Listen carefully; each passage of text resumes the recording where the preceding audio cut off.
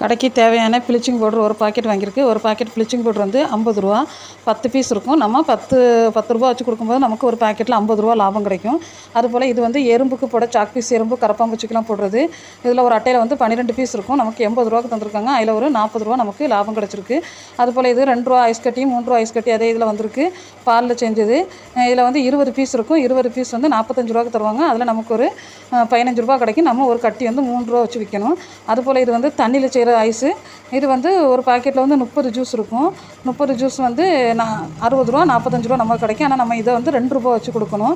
அப்படி இன்றைக்கி ஒரு 2 பாக்கெட் ஐஸ் வாங்கியிருக்கு. 2 பாக்கெட்லேயும் சேர்ந்து நமக்கு ஒரு ரூ. 30 லாபம் கிடச்சிருக்கு.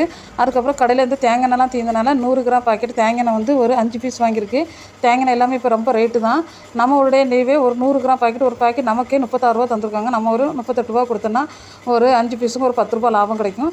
அதுபோல் ரூ. 10 அப்பளக்கட்டில் வந்து ஒரு பண்டல் வாங்கியிருக்கு ரூ. 80. அதில் நமக்கு ஒரு ரூ. 20 லாபம் கிடைக்கும். அதுபோல் 50 கிராம் தேங்காய் எண்ணெயில் வந்து ஒரு கவர் வாங்கியிருக்கு. ஒரு பாக்கெட்டில் வந்து 20 பீஸ் இருக்கும் சரம். அந்த 20 பீஸுக்கும் வந்து நமக்கு ஒரு பீஸ் ரூ. 18 வச்சு தந்திருக்காங்க. நம்ம ரூ. 20 வச்சு கொடுக்கும்போது 20 பாக்கெட்டுக்கும் சேர்த்து ஒரு ரூ. 40 நமக்கு லாபம் கிடைக்கும். இன்றைக்கி எல்லா பொருளும் சேர்ந்து நம்ம ஒரு ரூ. 837 சரக்கு எடுத்திருக்கு. அதில் நமக்கு கிடைச்ச லாபம் வந்து ரூ. 192 லாபம் கிடச்சிருக்கு. ஃப்ரெண்ட்ஸ், வீடியோ பிடிச்சிருந்தா நம்ம சேனலை லைக் பண்ணுங்கள், ஷேர் பண்ணுங்கள், கமெண்ட் பண்ணுங்கள், சப்ஸ்கிரைப் பண்ணி வச்சுக்கிடுங்க. அப்பப்போ மார்க்கெட்டில் நம்ம விலைவாசியில் என்ன இருக்குன்னு இந்த வீடியோவில் உங்களுக்கு தெரியும். அடுத்த வீடியோவில் பார்ப்போம்.